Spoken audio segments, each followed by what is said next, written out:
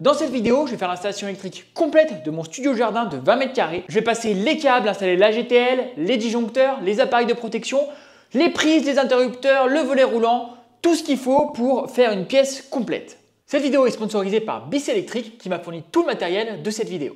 Pour aller du tableau électrique jusqu'aux différents appareils, donc les prises, les interrupteurs, les lampes, j'ai passé des câbles et moi j'ai fait ça au moment de la construction de mon studio. Les murs c'est des panneaux sandwich et dans chaque panneau il y a des rainures exprès pour passer les câbles. C'est hyper pratique, le seul inconvénient c'est qu'il faut savoir au moment de la construction des murs où est-ce qu'on va placer les différents appareils, les prises, les lampes, les interrupteurs et passer les câbles à ce moment-là. Donc première étape, je vais déterminer la hauteur de mes prises. Dans la norme, c'est minimum à 5 cm du sol et jusqu'à 1,30 m. Donc ça laisse beaucoup de possibilités. Et donc je ne vais pas les mettre trop basses pour que je n'ai pas à me baisser trop le dos pour brancher et débrancher tout ce que j'ai à brancher. Je fais les trous avec une scie cloche de 67 mm, ce diamètre classique des boîtes d'encastrement qui viendront après pour faire les branchements. Et ensuite, je récupère le fil électrique qui passe dans la rainure de mon mur. Alors autant les prises, je trouve que c'est assez facile à positionner parce que je vois à peu près où est-ce que j'en vais avoir besoin. Mais pour les lampes, c'est un peu plus compliqué parce que si j'en mets trop, ça va faire de la consommation électrique pour rien. Ça va trop éclairer, c'est pas forcément agréable d'avoir les yeux explosés de lumière. Et s'il n'y en a pas assez, ça sera aussi pas agréable du tout, mais parce qu'il n'y aura pas assez de lumière. Donc ce que je trouve le plus sûr à faire, c'est de brancher un ou plusieurs éclairages qu'on va avoir installés. Donc là, moi, c'est des panneaux LED ultra fin comme ça et très léger, donc je vais venir mettre au plafond. Au début, j'avais prévu d'en mettre 4 parce que d'après mes calculs de luxe, de lumen et tout ça, d'ailleurs je vous mets une vidéo où je parle en détail de ça, et je me rends compte que ça va être un peu léger, surtout que moi je fais de la vidéo, j'ai besoin de pas mal de lumière. Et bien sûr, j'ai envie que ça soit réparti quand même de façon homogène dans tout l'espace, que j'ai bien de la lumière là sur la partie où je vais le plus travailler. Donc là, ça fait à peu près 2 heures que je fais des tests avec les panneaux LED, je me mets des scotch sur le sol pour me dire ok, là je peux les positionner là, je peux mettre ici, celui-là comme ça. Bon, déjà je vous conseille de le faire au sol plutôt qu'au plafond, c'est bien plus simple. Et après, je vais pouvoir faire exactement comme pour le passage des câbles dans les murs, des trous dans le plafond et ensuite pareil, il y a des rainures donc je peux passer mes câbles et les laisser en attente pour les branchements. Et donc maintenant, il me reste une dernière chose, c'est de passer les câbles pour les interrupteurs. Je vais les mettre à 1,20 m, c'est la hauteur standard et c'est ce que j'ai mis dans la maison et ça va très très bien. Donc là, même principe que pour tout le reste, il faut que je passe mes câbles dans la rainure derrière. Ils vont partir directement au tableau électrique et c'est pareil, tous les câbles de mes luminaires, ils reviennent au tableau électrique. Donc comme ça me permet de me décider plus tard sur comment je branche quel luminaire sur quel interrupteur. Alors les câbles que j'ai passés, c'est pas n'importe quel câble, là c'est des câbles R2V. Donc on a des fils électriques et autour une enveloppe en PVC ici là. Et ça évite de passer ce genre de fil là dans des gaines grises classiques, les gaines ICTA. On a le droit de passer ça dans les vides de construction tant que c'est pas accessible et que ça passe pas au milieu du salon. Dans ma maison, j'avais tout fait avec les gaines grises ICTA parce que je trouve ça pratique de pouvoir passer ce qu'on veut comme fil et notamment comme couleur de fil. L'avantage par contre des câbles, c'est qu'on n'a pas besoin de passer une gaine et ensuite d'enfiler les fils et de les tirer, ce qui est un petit peu long et qui peut être un petit peu compliqué sur les grandes longueurs. Et ce qu'il faut savoir, c'est que ça ne coûte pas forcément plus cher de mettre directement un câble comme ça, voire au contraire, c'est un petit peu moins cher de passer les câbles comme ça plutôt que d'acheter une gaine, d'acheter les fils et de passer dedans. Donc ça vaut le coup de se poser la question quand on a toute une installation électrique à faire et pourquoi pas faire un mix des deux. Par exemple pour les prises où c'est tout le temps les mêmes couleurs, les 3 mêmes couleurs dont on a besoin, passer des câbles R2V et peut-être que pour les branchements des volets électriques ou ce genre de choses où on veut pouvoir mettre des couleurs spécifiques, mettre des gaines et passer les fils qu'on veut dedans. Donc là moi j'ai deux types de câbles, j'ai des câbles 3 brins en 1,5, donc ça va être pour mes lampes et des câbles en 2,5, donc ça va être pour toutes mes prises électriques. Mais après, en fonction des besoins, on peut trouver des sections plus grosses et on peut aussi trouver plus de brins, 4, 5, 6, 7. Et d'ailleurs, sur le site de BIS Électrique, il y a vraiment un choix énorme et ils ont carrément des câbles comme ça avec 19 conducteurs à l'intérieur. Donc voilà, vraiment ça s'adapte à toutes les configurations, à tous les besoins. Moi, j'ai pris ça en bobine de 50 mètres parce que j'avais plein de trucs à passer et que j'ai encore plein de projets où je vais m'en servir de ce type de câble-là. Mais c'est aussi possible d'acheter à la coupe, donc au mètre, et donc vraiment d'acheter pile poil ce qu'on a besoin. Donc pareil, là, pour faire des économies, ça peut être hyper intéressant. Tous mes câbles arrivent ici et donc il faut qu'ils arrivent dans une GTL. Une GTL, c'est une enveloppe dans laquelle on va retrouver toutes les arrivées de câbles et où on va installer les disjoncteurs, les appareils de protection et tout ça. Généralement, c'est en plastique, une espèce de grosse goulotte. Et dessus, on va pouvoir venir fixer tous les équipements de sécurité. Souvent aussi, ça va être en deux parties, comme ici, et donc ça va être à recouper en fonction de la hauteur du plafond. Donc là, moi, il faut que je recoupe un petit peu, que je fixe ça au mur et que je fasse un trou dans la GTL en plastique au niveau de l'arrivée de mes câbles pour que les câbles arrivent bien dans la GTL. Maintenant, il faut que je ramène un autre câble, c'est le câble d'alimentation principale. Donc si j'étais dans une maison complètement neuve, ça serait le câble qui vient directement du réseau électrique en bordure de terrain de chez Enedis. Mais là, moi, c'est une annexe que je fais sur mon terrain. J'ai déjà une maison qui est raccordée à l'électricité, où il y a un tableau, où il y a un compteur et tout ce qu'il faut. Donc moi, c'est un câble qui vient de ma maison jusqu'au studio. Et j'ai déjà fait la tranchée et passé le câble parce que c'était plus simple de le faire avant la construction du studio en kit plutôt que de le faire là maintenant. Je suis un peu dégoûté parce que le tire-fil il est cassé. Du coup, on va galérer à passer le gros câble. Donc ce qu'on va faire, c'est qu'on va déjà essayer de passer une aiguille jusqu'au bout. Donc je pense il y a 20-25 mètres. Et ensuite accrocher le gros câble et essayer de le passer. Mais je sais pas si ça va aller, on va voir. Ah.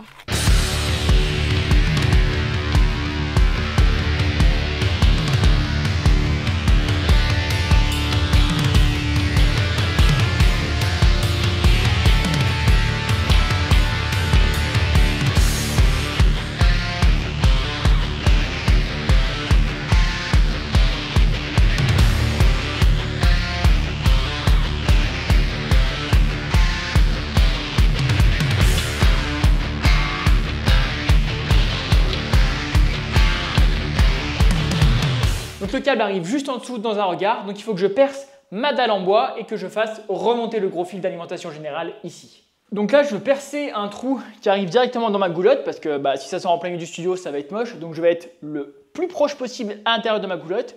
Sauf que je ne peux pas percer n'importe où parce qu'il y a des solives et des lambourdes qui renforcent en fait toute la structure qui porte le studio. Donc je ne peux pas percer dedans. Donc là, je vais prendre des mesures en dessous et au-dessus pour essayer de voir où est-ce que je peux faire mon trou pour passer mon câble. Et quand même pour être sûr, avant de faire le trou définitif qui va faire à peu près 20 mm, je vais déjà faire un trou avec une toute petite mèche pour pouvoir aller vérifier en dessous si vraiment ça tombe bien. Allez, rendez-vous en bas pour voir si ça va. Et donc là, en dessous, ça arrive là. Donc j'ai assez de place par rapport à ma solive là. J'ai assez de place par rapport au bord. Donc je suis nickel. Et donc le regard avec la gaine est juste ici. Donc voilà, ça va être à côté. C'est parfait. Et donc maintenant, je peux passer au trou définitif.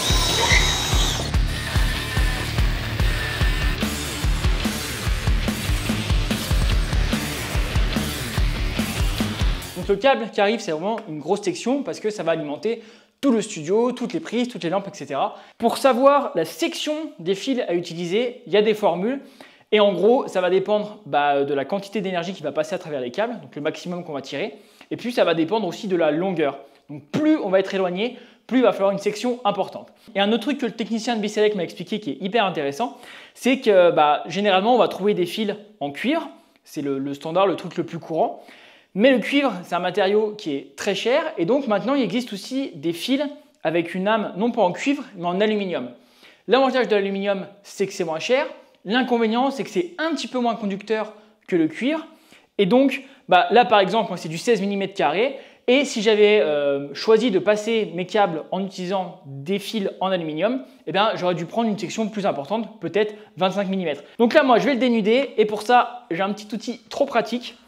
Il y a une petite lame ici, là, juste au milieu, et donc ça me permet de venir comme ça autour du câble. Donc déjà de faire un tour ici pour le couper là. Et ensuite, partir vers l'extérieur. Hop. Et logiquement, si ça a bien marché, mais ça a bien marché, j'ai pas de doute, voilà. Ça s'ouvre hyper facilement et il y a beaucoup moins de risques par rapport à utiliser un cutter. Alors là, vous remarquez que j'ai 3 fils. Souvent, quand on va relier une maison, on va avoir que 2 fils. Mais moi, comme c'est une annexe et que j'ai déjà une terre qui est connectée à la maison, une terre qui a été testée par le Consuel et une terre que je sais qui est très bonne, j'ai préféré passer un câble à 3 fils et me connecter directement sur la terre de la maison. Donc là maintenant j'ai ma grosse arrivée super puissante d'électricité qui vient de la maison, j'ai tout ce qui va aux prises, aux lampes et donc il faut que je connecte tout ça ensemble. Et la première étape, ça va être d'installer au bout de l'arrivée un AGCP, c'est ça tout simplement. On en a tout ça dans la maison parce que c'est obligatoire. Et donc, ça permet de couper toute l'alimentation générale de la maison, ici de mon annexe, sur un seul bouton. Donc, dans la norme NFC 1500, il y a des règles particulières par rapport à ça parce qu'en fait, l'idée, c'est qu'on puisse couper rapidement si jamais on constate un problème sur l'installation électrique, que quelqu'un s'électrocute ou quoi que ce soit. Donc, il faut que ça soit accessible. Donc, il ne faut pas que ce soit trop haut. C'est 1,80 m maximum par rapport au sol pour le bouton. Et il faut aussi pas que ce soit situé dans une pièce qui n'est pas accessible, qui nécessite une clé ou de passer par l'extérieur pour aller couper. Donc ça, là, je ne peux pas l'installer directement comme ça dans ma GTL. Il faut que je l'installe sur un support. Donc, j'ai ce genre de support et ça va aller comme ça dessus. Et on voit qu'il y a de la place à côté, c'est parce que c'est une platine qui est faite si on veut installer la GCP, et à côté, généralement, ce qu'on va trouver, c'est un compteur Linky. Sauf que moi, comme j'ai déjà un compteur pour la maison, j'ai pas besoin d'en remettre un pour l'annexe ici, donc là, moi, ça va rester vide. Je ne vais pas pouvoir non plus installer directement ça sur ma GTL. Avant, il faut que j'installe des petits supports exprès qui sont fournis avec la GTL. Et donc ça vient se visser sur la GTL. C'est exprès, ça tombe dans les rainures tout bien comme il faut. Donc moi, je vais en installer 2 et ça va me permettre de visser bien solidement ma platine. Et dessus, après, je pourrais visser mon AGCP. Donc là, quand je démonte l'AGCP, qui s'appelle aussi souvent un compteur abonné, je vois qu'il faut que je me branche avec l'arrivée en haut ici.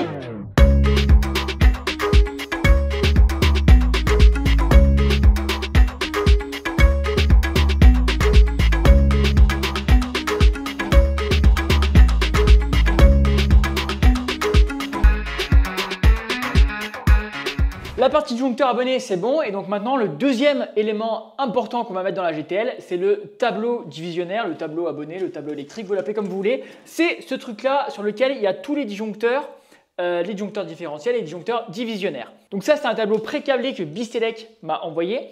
Et les éléments de sécurité qui sont dessus, eh ben, c'est pas la marque Legrand. Contrairement à la maison, j'ai tout fait en Legrand. Là, j'ai envie de tester d'autres trucs pour le studio, notamment parce que Legrand, c'est hyper cher. Et qu'aussi, sur certains trucs, j'étais un peu déçu. Par exemple, les boîtes DCL, je trouvais qu'elles étaient vraiment pas de bonne qualité. Et pour le prix, ça m'a un petit peu fait.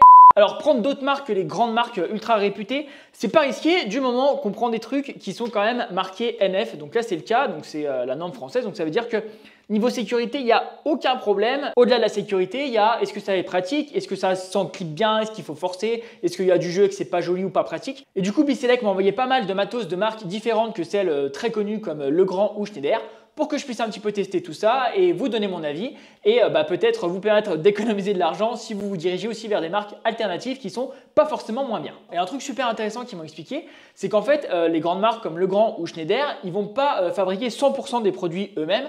Il y a pas mal de choses, notamment pour les goulottes, les trucs plastiques et tout ça, où ils vont passer par des prestataires de services qui vont eux fabriquer ces trucs-là. Et en fait, ces sous-traitants qui vont leur fabriquer les goulottes et tout ça, ils vont aussi vendre exactement le même produit, la même goulotte, la même boîte d'encastrement, mais sous le nom de leur marque, donc pas de la grande marque, et du coup moins cher.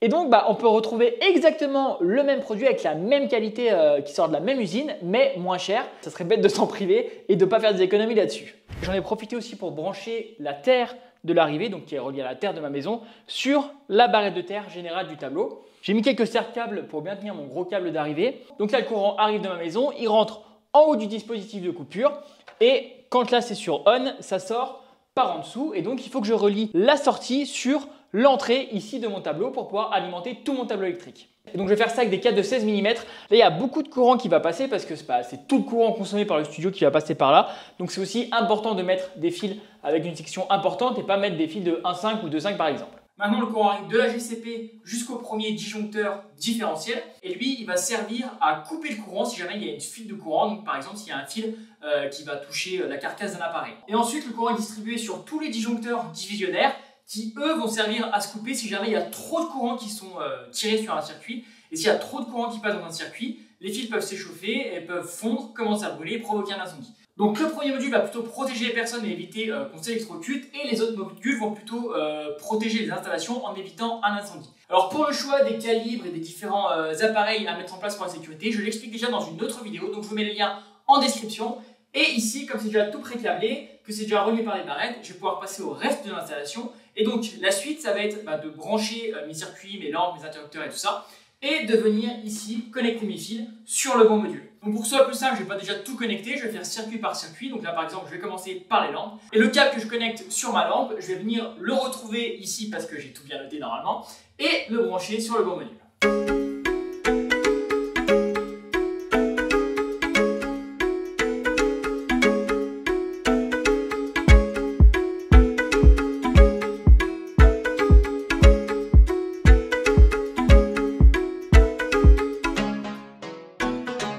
Je vais faire le branchement des panneaux LED au fur et à mesure que je les installe, mais avant de tout brancher, de tester à la fin si ça marche, ce que j'aime bien faire dans ces cas-là, c'est faire une petite maquette où je refais le branchement directement sur une prise électrique pour être sûr que j'ai bien compris comment tous les fils doivent se brancher et être sûr que ça fonctionne comme j'avais prévu. En plus, il y a une petite particularité pour ces panneaux LED, c'est qu'à la base, donc, il y a ce genre de transformateur qui est fourni avec pour éclairer le panneau LED. Et en gros, ça fonctionne. On envoie du courant dans le transformateur et le transformateur, il sort du courant pour éclairer la dalle LED. Avec ce système-là, soit l'éclairage il est éteint, soit il est allumé, il n'y a pas d'entre-deux. Et moi, ce que je voulais, c'est un système où je puisse faire varier l'intensité des panneaux. Soit on a un gros bouton qui tourne, soit on a des boutons plus et moins pour diminuer et à côté un bouton allumer, éteindre la lampe. Mais là, le système que j'installe est un peu différent et moi je le trouve bien plus pratique. En fait, on a juste un bouton poussoir. Donc quand on va appuyer une fois, ça s'allume. Quand on éteint une fois, ça s'éteint. Donc là, fonctionnement classique d'une lampe. Et pour pouvoir varier, on n'a pas d'éléments supplémentaires. On va juste rester appuyé plus ou moins longtemps sur le bouton poussoir. Donc là, par exemple, je reste appuyé, on voit que ça augmente. Voilà, là je suis à fond, je peux lâcher le bouton. Donc maintenant, dès que j'éteins, j'allume, je suis à fond.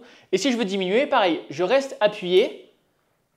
Là, ça va diminuer et je m'arrête dès que ça me satisfait. Donc là, je pense que vous voyez quasiment rien, c'est vraiment diminué beaucoup. Mais disons que si je le veux à 10-20%, voilà, comme ça, je m'arrête et en 2 secondes, j'ai réglé à l'intensité que je voulais. Et maintenant, c'est en mémoire. Dès que j'allume, dès que j'éteins, ça revient au même niveau. Je vais pouvoir passer aux prises électriques et donc pour ça, il faut que j'installe des boîtes d'encastrement dans lesquelles va venir l'appareillage et je vais pouvoir faire les branchements. Et ensuite, par-dessus, je vais mettre une belle finition. Alors, les grandes marques d'appareils électriques, ils vendent évidemment ce genre de boîte, sauf qu'au final, c'est vraiment que du plastique et puis quelques vis. Et donc, il y a pas mal d'autres marques moins connues qui les vendent aussi et qui sont complètement compatibles avec les appareillages des grandes marques. A priori, ça semble aussi solide en tout cas au toucher que les boîtes Legrand que moi j'ai installées pour ma maison. Donc, on va voir si ça va aussi bien installer.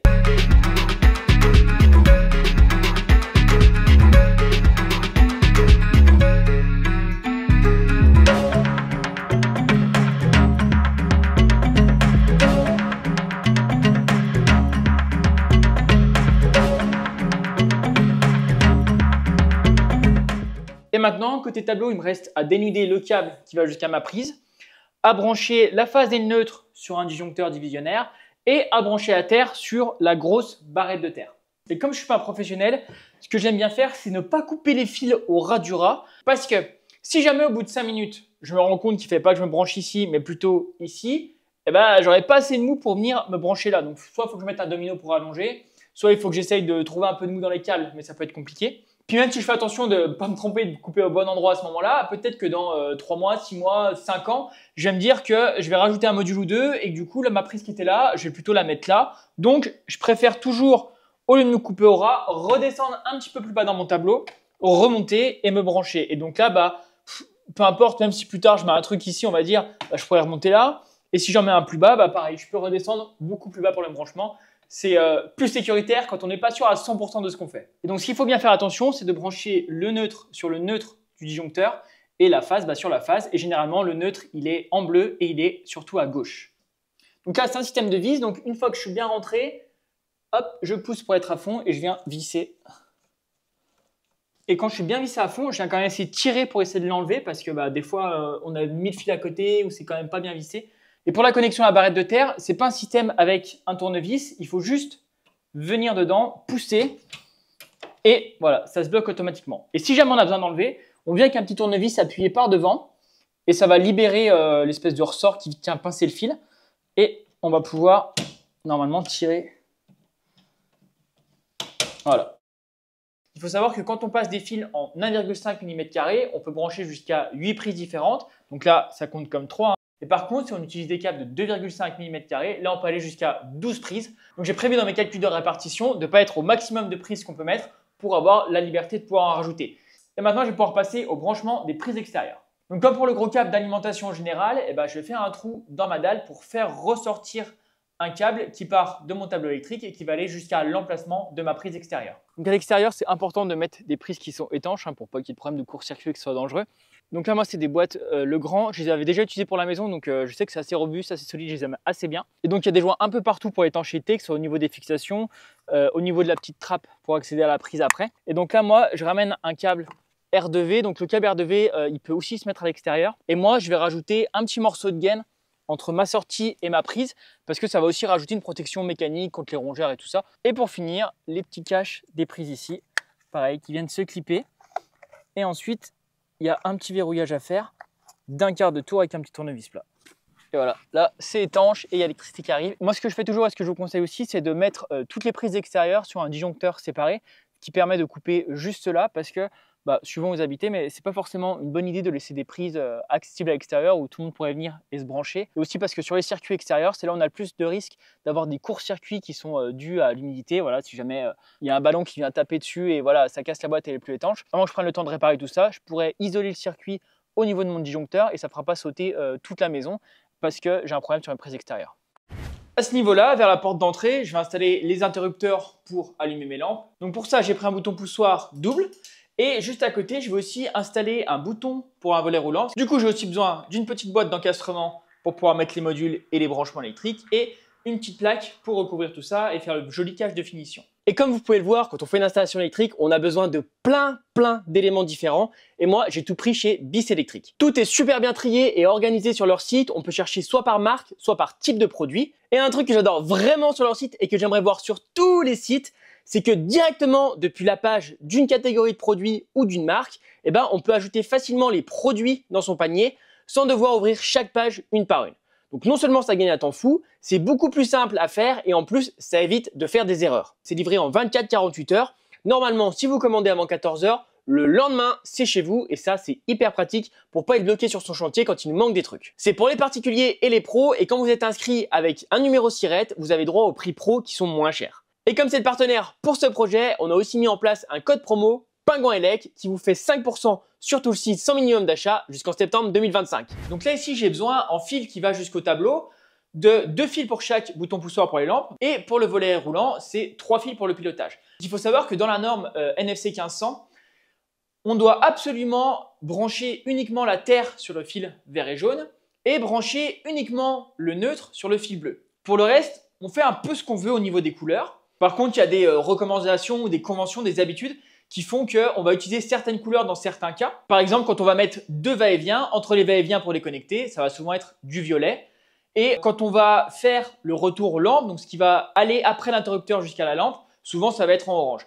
L'avantage de faire ça, c'est que dès qu'on va démonter une prise, une lampe ou quoi que ce soit, on va tout de suite savoir à quoi correspond le fil et où logiquement il est relié dans le reste de l'installation parce qu'on sait que ce fil-là, à quoi il sert. Donc c'est un gain de temps, c'est beaucoup plus clair, je vous conseille de le faire. Je vais pouvoir remettre la plaque de finition et il y a un petit truc que j'ai remarqué et que j'aime bien sur ces plaques Schneider, c'est qu'en fait le cache il vient donc avec des petits picots qui viennent se mettre dans les trous des appareils, mais il n'y a pas qu'un cran.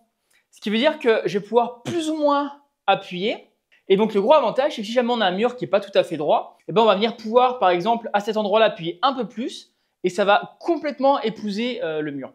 Je vais pouvoir passer à une des dernières choses que je veux brancher dans mon studio, c'est des lampes à l'extérieur. L'idéal déjà c'est d'avoir un détecteur de mouvement qui est orientable et comme ça on va pouvoir vraiment l'incliner et l'orienter au bon endroit pour qu'il s'allume quand on en a besoin et aussi qu'il ne soit pas trop orienté vers le sol et donc que les petits animaux qui passent, ce genre de choses, ne soient pas pris en compte. Et l'autre truc important, c'est qu'on puisse avoir des paramètres de réglage sur le détecteur de mouvement, notamment la sensibilité. Donc là aussi, en fait, ça va jouer sur est-ce qu'un tout petit truc qui bouge au loin, ça allume la lampe ou est-ce qu'il faut au contraire un truc proche et gros pour que ça la déclenche. Et l'autre réglage qui est important, c'est un bouton qui permet de déterminer le seuil de luminosité maximum à laquelle la lampe va s'allumer et que ça ne s'allume pas à des moments où il n'y en a pas besoin. Et ensuite, hyper important aussi pour ne pas gâcher d'énergie, c'est d'avoir un bouton de délai, c'est-à-dire combien de temps la lampe va rester allumée une fois qu'elle détecte plus de mouvement. Donc les lampes là, elles sont fournies avec un fil qui est connecté de façon étanche à la lampe pour que ça aille à l'extérieur évidemment. Donc moi dans ma configuration, j'ai pas la place de rentrer le fil directement à l'intérieur pour pouvoir faire la connexion à un endroit qui est sécurisé, étanche au niveau de l'eau. Donc je vais devoir faire la connexion à l'extérieur du bâtiment, là où ça craint l'eau. Et donc pour ça, je dois utiliser une boîte comme ça, étanche. Et je peux faire mes branchements à l'intérieur en sécurité. Ça y est, tout est connecté, tout est branché, tout fonctionne, le volet électrique, les lampes. Et d'ailleurs pour les lumières, je suis hyper content du résultat parce que soit je peux tout allumer en appuyant sur le double bouton poussoir sur les 2 boutons, soit j'appuie que sur un et ça allume la moitié de la pièce et c'est suffisant pour pas mal de trucs. Bon, j'ai refermé la GTL, j'ai remis les caches pour que ce soit fini bien joli. Et donc maintenant, je vais pouvoir vous faire un retour sur tout le matériel. C'est-à-dire que je pense que je vais plus jamais acheter une boîte d'encastrement d'une grande marque parce que là, les 2 marques que j'ai testées, c'est nickel et honnêtement, je vois pas de différence en termes de praticité, en termes de solidité par rapport à une boîte Legrand qui est beaucoup plus chère. Sur les appareillages Schneider, je suis absolument fan de l'esthétique. Niveau solidité et qualité, j'ai aucun souci de trucs qui me semblaient fragiles ni rien. Les connexions se font hyper bien sans visser, c'est trop bien. Quand même un petit bémol sur les modules qui sont séparés, ça fait perdre pas mal de temps de ne pas avoir des trucs en 3 ou 4 modules d'un coup. Au niveau de la GTL, pareil, c'est coffret lait qui est franchement hyper solide, hyper pratique à mettre en place. Donc là aussi, pas forcément besoin de se tourner vers les grandes marques pour ce genre de truc. Et un truc que j'ai pas précisé mais qui est hyper important, si vous faites une installation électrique, faites hyper attention, l'électricité ça peut tuer si vous n'êtes pas au courant, je vous le dis. Quand on a la tête dans le bricolage, on a vite fait d'oublier qu'on est connecté à un truc, qu'en fait là c'est pas la terre mais on touche un fil qui a du courant. Donc moi, là quand je travaille là-dessus par exemple, tout est coupé, il n'y a pas d'électricité qui arrive dans le studio et comme ça je sais que même si je fais une erreur, même si je suis inattentif pendant 2 minutes, j'ai pas de risque d'être électrocuté, ce qui est franchement pas mal. Si vous voulez plus de détails sur l'électricité, j'ai toute une playlist sur vraiment les détails électriques, détails de branchement des prises, détails de branchement des circuits des interrupteurs, va-et-vient et tout ça. N'hésitez pas à vous abonner pour voir tout ça en détail. Et en attendant, je vous laisse avec cette vidéo-là qui pourra sûrement vous intéresser. Et moi, je vous dis à bientôt les pingouins!